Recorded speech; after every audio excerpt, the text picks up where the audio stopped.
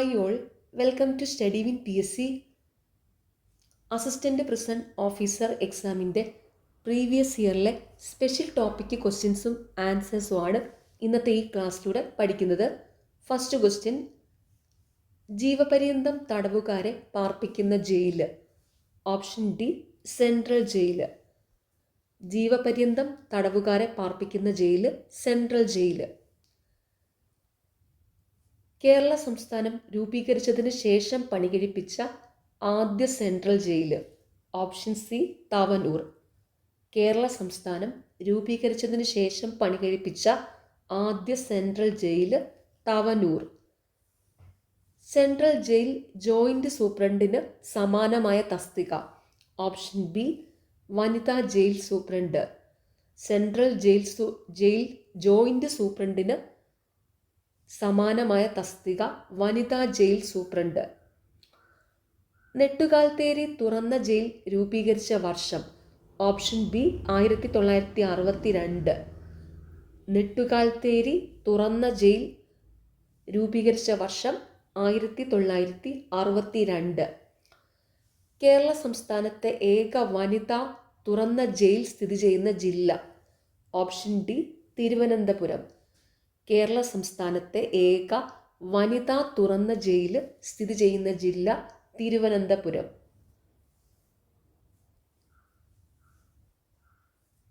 Kerala jail വകുപ്പിലെ സംസ്ഥാന public വിവരാവകാശ ഓഫീസറിൻ്റെ ചുമതല വഹിക്കുന്ന ഉദ്യോഗസ്ഥൻ. Option B PA to DGP. Kerala jail വകുപ്പിലെ സംസ്ഥാന പബ്ലിക് വിവരാവകാശ ഓഫീസറിൻ്റെ ചുമതല വഹിക്കുന്ന ഉദ്യോഗസ്ഥൻ PA to DGP.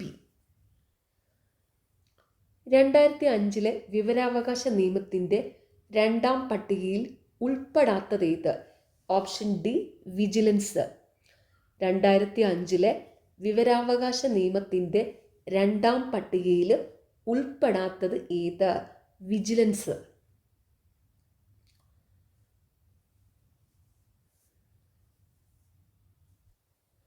വിവരാവകാശ നിയമപ്രകാരം സാധാരണയായുള്ള വിവരാവകാശ അപേക്ഷയ്ക്ക് മേൽ മറുപടി നൽകുന്നതിനുള്ള പരമാവധി സമയം. ഓപ്ഷൻ സി 30 ദിവസം.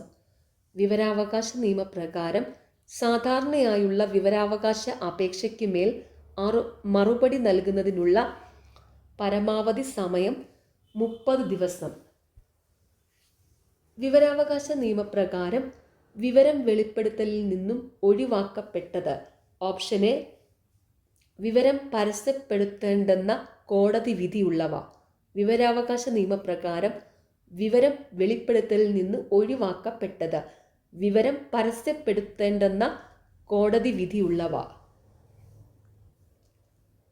മുഖ്യ വിവരാവകാശ കമ്മീഷണറെയും വിവരാവകാശ കമ്മീഷണർമാരെയും തിരഞ്ഞെടുക്കുന്നതിനുള്ള ശുപാർശകൾ തയ്യാറാക്കുന്ന കമ്മിറ്റിയിൽ ഉൾപ്പെടാത്തത് ആര്? Option A vice president. മുഖ്യ വിവരാവകാശ കമ്മീഷണറെയും വിവരാവകാശ കമ്മീഷണർമാരെയും തിരഞ്ഞെടുക്കുന്നതിനുള്ള ശുപാർശകൾ തയ്യാറാക്കുന്ന കമ്മിറ്റിയിൽ ഉൾപ്പെടാത്തത് ആര്? Vice president. മുഖ്യ വിവരാവകാശ കമ്മീഷണറെയും വിവരാവകാശ കമ്മീഷണർമാരെയും തിരഞ്ഞെടുക്കുന്നതിനുള്ള ശുപാർശകൾ തയ്യാറാക്കുന്ന കമ്മിറ്റിയിൽ ഉൾപ്പെടുന്നവരാണ് പ്രധാനമന്ത്രി നാമനിർദ്ദേശം ചെയ്യുന്ന ക്യാബിനറ്റ് മന്ത്രി, ലോകസഭ പ്രതിപക്ഷ നേതാവ്. അത് ഓർത്തു വച്ചോണം. മുഖ്യ വിവരാവകാശ കമ്മീഷണറെയും വിവരാവകാശ കമ്മീഷണർമാരെയും തിരഞ്ഞെടുക്കുന്നതിനുള്ള ശുപാർശകൾ തയ്യാറാക്കുന്ന കമ്മിറ്റിയിൽ ഉൾപ്പെടുന്നവർ പ്രധാനമന്ത്രി നാമനിർദ്ദേശം ചെയ്യുന്ന ക്യാബിനറ്റ് മന്ത്രി, ലോകസഭ പ്രതിപക്ഷ നേതാവ്. 1993 ദേശീയ മനുഷ്യാവകാശ നിയമപ്രകാരം ദേശീയ മനുഷ്യാവകാശ കമ്മീഷൻ അധ്യക്ഷ പദവി വഹിക്കുന്നത് ആര്? ഓപ്ഷൻ എ സുപ്രീം കോടതി മുൻ ചീഫ് ജസ്റ്റിസ്. 1993 ദേശീയ മനുഷ്യാവകാശ നിയമപ്രകാരം ദേശീയ മനുഷ്യാവകാശ കമ്മീഷൻ അധ്യക്ഷ പദവി വഹിക്കുന്നത് ആര്? സുപ്രീം കോടതി മുൻ ചീഫ് ജസ്റ്റിസ്. 1993 ദേശീയ മനുഷ്യാവകാശ നിയമത്തിൽ ദേശീയ മനുഷ്യാവകാശ കമ്മീഷനെ കുറിച്ച് നിർവചിക്കുന്ന വകുപ്പ് ഏത്? ഓപ്ഷൻ ബി വകുപ്പ് 2(1)(c).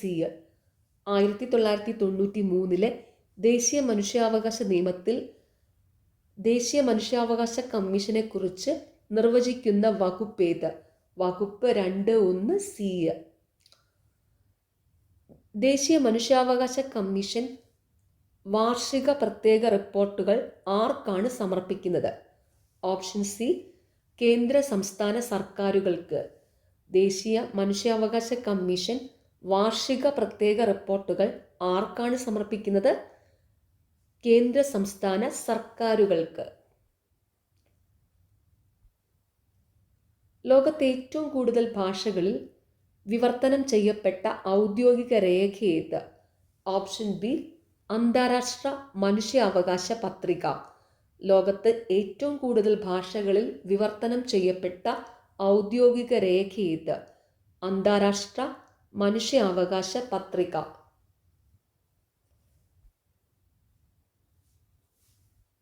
കേരള സംസ്ഥാന മനുഷ്യാവകാശ കമ്മീഷനിൽ മെമ്പറായി നിയമിക്കപ്പെടുന്ന വ്യക്തിയുടെ അധികാര കാലയളവ്.